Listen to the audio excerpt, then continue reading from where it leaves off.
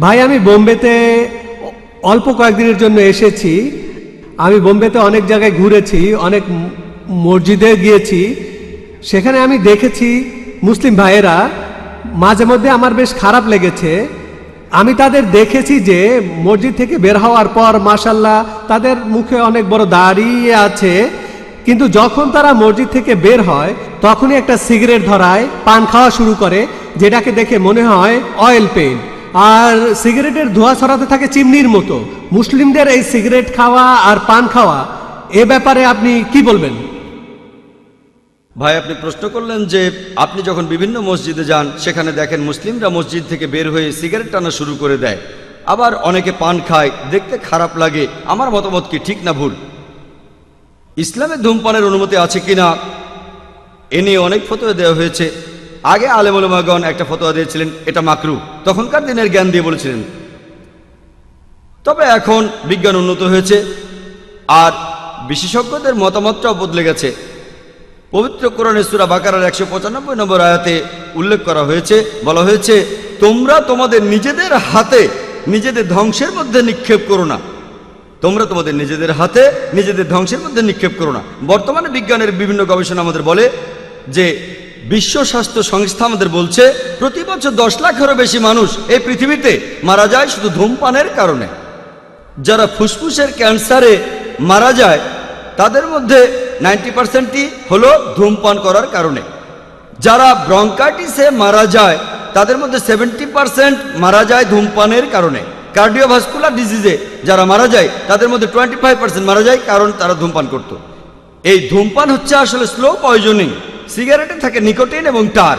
Cigarette দেখতে কেমন সেটা বাদ দেন, প্রায় 400 জন বিশেষজ্ঞের নতুন একটা ফতোয়া অনুযায়ী তারা বলেন ধূমপান করা হারাম, কারণ পবিত্র কোরআন বলছে তোমরা তোমাদের নিজেদের হাতে নিজেদের ধ্বংসের মধ্যে ফেলো না। আর এতে শুধু আপনার একার ক্ষতি হবে না, প্রতিবেশীদেরও ক্ষতি হবে। কারণ বিজ্ঞানের বিভিন্ন গবেষণা বলছে যে চেইন স্মোকারদের স্ত্রীদের ফুসফুসের ক্যান্সার হওয়ার সম্ভাবনা বেশি, কারণ প্যাসিভ স্মোকিং আরও বিপজ্জনক। অ্যাক্টিভ স্মোকিং সরাসরি এটাও ক্ষতিকর। প্যাসিভ স্মোকিং মানে কেউ ধোঁয়া ছেড়ে দিল আর অন্য কারো ফুসফুসে সেটা ঢুকে গেল, এটা আরও বিপজ্জনক, আরও বেশি ক্ষতিকর।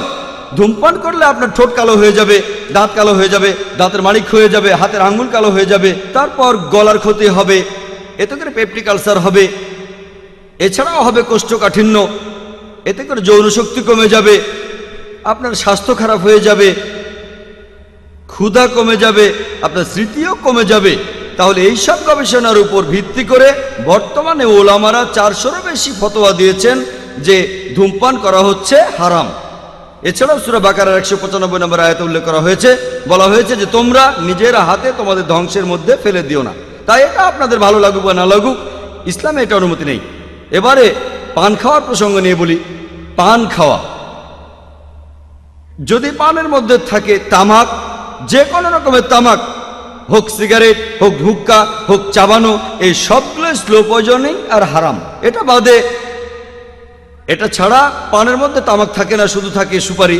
দেখতে হয়তো খারাপ লাগবে, সেটা আলাদা ব্যাপার। তবে ইসলাম এ ব্যাপারে নিষেধ করেনি। এতে স্বাস্থ্যের ক্ষতি হতে পারে, তাই ডাক্তার বলতে পারে আপনারা বেশি পান খাবেন না, এতে আপনার দাঁতের ক্ষতি হতে পারে, মাড়ি নষ্ট হয়ে যেতে পারে, সেটা আলাদা ব্যাপার। তবে ইসলামের কথা বললে যে কোনোভাবে তামাক নেওয়াটাই নিষিদ্ধ। আশা করি উত্তরটা পেয়েছেন।